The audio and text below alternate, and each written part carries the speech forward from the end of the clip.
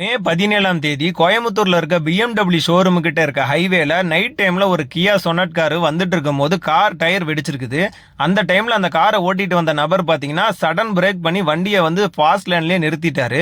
அப்படி sudden brake பண்ணி நிறுத்தும் போது பின்னாடி வந்த லாரி ஓட்டுநர் அதை பார்க்காம பின்னால வந்து மோதிட்டாரு. அப்படி மோதின உடனே அந்த லாரி ஓட்டுநர் லாரி எடுத்துட்டு கிளம்பிட்டாரு. ஸோ அங்கிருந்த பொதுமக்கள் தான் அவரை துரத்தி பிடிச்சிருக்கிறாங்க. இந்த மாதிரி உங்க கார் வந்து திடீர்னு வந்து கார் டயர் வெடிக்கும் போது நீங்க வந்து ரொம்பவே பேனிக் ஆகக்கூடாது. அந்த டைம்ல உங்க ஸ்டேரிங்கை வந்து நல்லா டைட்டா இறுக்கி பிடிக்கணும். ஏன் அப்படின்னா எந்த டயர் பஞ்சர் ஆயிருக்கோ அந்த சைடில் உங்க கார் இழுத்துட்டு போறதுக்கு நிறைய வாய்ப்பு இருக்குது.